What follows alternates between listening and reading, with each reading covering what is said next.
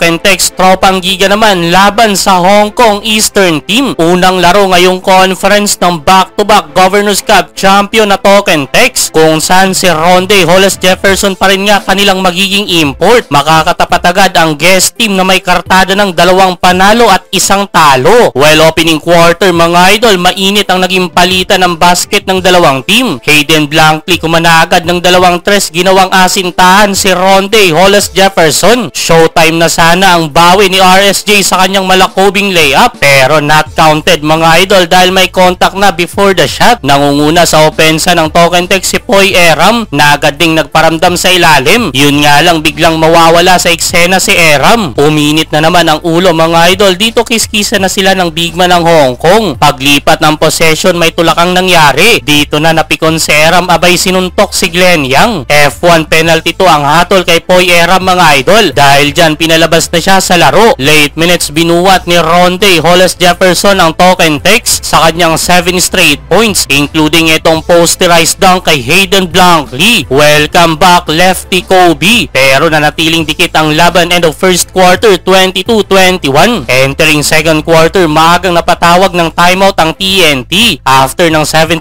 start ng Hong Kong, umabante 8 ang guest team mga idol, 31-23. Pero bilis ng bawi ng Token Text Tropang Giga, dakdak na naman mula kay Ronde Hollis Jefferson. Tumulong na din dyan sina Cobontin, Pugoy at Uftana. Muli nilang nakuha ang lead mula sa driving layup ni RSJ. 40-38 under 4 minutes mark. Unstoppable pa rin si Hollis Jefferson mga idol. Pero sa dulo palitan pa rin ang puntos na uwi lang sa tablang talaan. 47 all end of second quarter. 24 points na si Ronde Hollis Jefferson kalaban ang 18 points ni Cameron Clark. Third quarter patuloy ang scoring ni RSJ. Ganon din si Cameron Clark para sa Hong Kong. Umarangkada ang Hong Kong Eastern Team, nagpaula ng 3 mga idol. Dahil dyan biglang lumamang double digit ang Hong Kong. 65-54 under 6 minutes. Na-maintain nila kanilang lead 73-63 end of third quarter. Pagpasok ng fourth quarter, turnover agad ang Token Text na nauwi sa 200 slam dunk ni Hayden Blankley. Biglang timeout sa 7 segundo pa lang nakakalipas. Bad trip na si Coach Shot Reyes, nagwala pa. Sinugod ang referee, pinagsisigawan mga idol. Dahil dyan mas lumayo pa ang Hong Kong Eastern Team. Patuloy kanilang outside shooting, kumana pa sa 4 si Hayden Blankley. 91-71 under 6 minutes, hindi na nakabalik ang Token Text. Panalo ang Hong Kong Eastern Team.